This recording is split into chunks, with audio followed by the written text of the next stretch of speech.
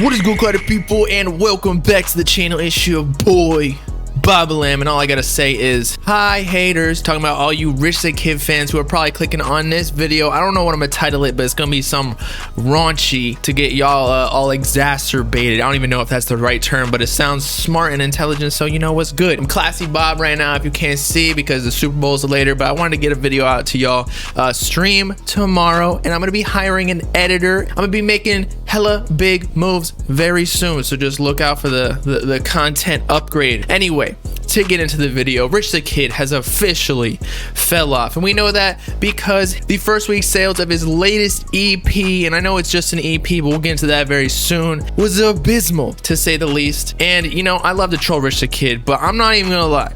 After listening to this EP, it's called Lucky. It's on Spotify, every single streaming platform. It actually wasn't bad. I'm not gonna be that guy to just, you know, say like, okay, it had terrible first week sales like, you know, like Lil Skies or Pegasus. You know, I like to be objective here, even though some of y'all don't think so. But out of the 7-song EP, I actually liked 4 out of the songs, especially Nasty featuring Ruby Rose, Flo Milli, Mulatto, and that's it. But they all went off. All of the bitches, and I'm quite frankly talking about literal females, they went off. Flo Milli might actually be one of the up-and-coming rappers. I think she's like popping off on TikTok due to that Snot collab, but the bitches definitely carried on that song. However, on Money Machine, Right, and Too Blessed, actually Quavo and Takeoff kind of carried Rich the Kid on that song, but the other songs, Rich the Kid actually kind of pulled through. So again, I'm not gonna be that guy that just says Rich the Kid or Rich the Mid or Poor the Elderly or Stim the Check, because Rich the Kid, after getting dropped by his label and all that, probably needs one more than your boy who didn't even receive one. Government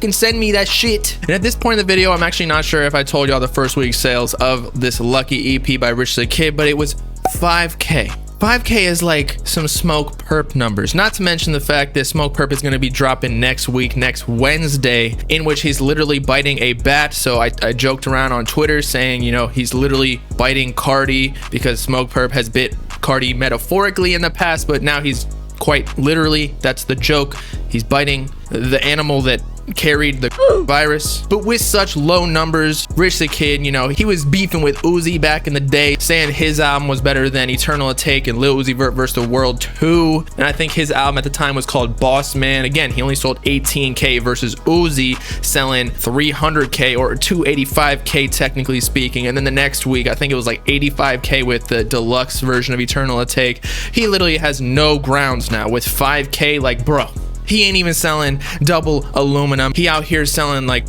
paper plates to the boys at the Super Bowl. He's probably gonna roll up with the Papa John's box, okay? I ordered extra pepperoni and sausage on 1/2. It's a good thing Rich the Kid already got hella sausage in his mouth because he ain't gotta pay for that no more. And by the way, it's all jokes. I actually messed with the EP, but the numbers kind of sucked. So whether I want to believe it or accept it or not, Rich the Kid is falling off because 5K is way below a lot of these rappers. And it's hard to not notice that Rich the Kid's career is kind of just going downhill with a slew of lawsuits coming down his throat like seemingly every single month. And then last couple weeks or something, I don't know when it was, Jay Critch, but it was recently, told off Rich the Kid and basically said like free him, or he already got out of his label, Rich Forever Entertainment, which has been the label that has housed Jay Critch and Famous Dex for practically their whole careers. So if one of his biggest artists, actually the biggest artist on Rich Forever, left him, like what is Rich the Kid doing? He don't got as much money coming through, especially with Famous Dex, you know, solving his own issues with rehab and whatnot, but he's out, I believe. But still, I think it's gonna take a little bit of time for Famous Dex to get back on his feet and be able to make music without taking so many drugs, because that's just what happens. It even happened with Uzi with taking bars. But as I was trying to get to before, I just think there's no way that Rich the Kid can really come back other than a big hit song like Plug Walk, which I don't know if Rich the Kid even has the chance to do, because nowadays it's all about hype. Like, you can have the biggest banger song on fucking TikTok, but if people ain't fucking with you, then like it's just not gonna happen. It's kind of unfair. We live in a cruel world. The wealth gap ever so increases. It's just the way the world works, and I don't know how we can fix it. And Poor the Elderly just happens to be on that declining side. That's why he has that nickname. With all that being said though, as I kind of alluded to earlier, is that it was an EP, so it's kind of justified to have lower numbers since an EP isn't necessarily a full-length album. That's why it was only 7 songs rather than say like a 15 to 20 song album. That's kind of standard nowadays from like, you know, Playboi Carti, Trippie Redd, Uzi, all of them with their latest albums. And not only does that affect sales because people have less songs to listen to, therefore usually equating to less streams, because if you're only listening to 7 songs through one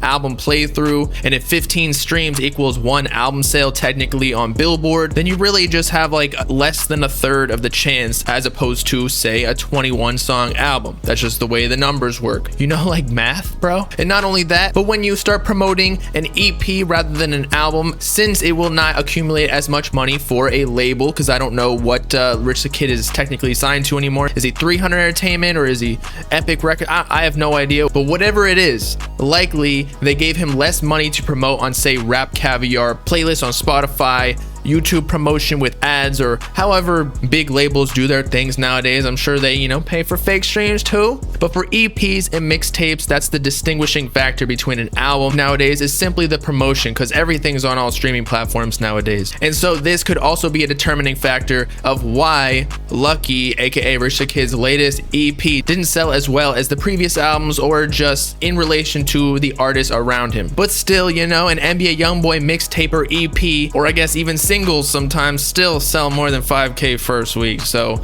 Rich the Kid just need to get his numbers up if he wants to be taken serious in the music industry. And there's nothing wrong with it if he wants to be like a label executive rather than an artist, but it's just not looking good on that end. But there you have it, newest first week sales of somebody flopping. Look out for next week with Smokepurpp possibly doing the same thing, possibly lower. We might have to dig a grave for Smokepurpp's career, especially with like the controversy with that new Juice WRLD song, which was apparently a grail by the Juice WRLD elite community. But we'll see what happens. Maybe Smokepurpp will come through with that song and get a top 10 hit and revive his career, or he's gonna fall in the depths of the dark side with Lil Pump and join Pump's Playhouse. Maybe he'll start his own Purpp's Playhouse, like he'll have the master bedroom and then Pump will own the entire mansion. Who knows? But either way, I'm excited. All right. And so with that, it's your boy Bob Lamb signing off. Let me know in the comments what you thought of the Rich the Kid EP, or if you're gonna listen to it. Has he fallen off? Is he gonna come back? All those questions. Make sure to like and subscribe while you're at it. Join the Bob Gang if you would it. Peace out, cutty people. Know what I'm saying?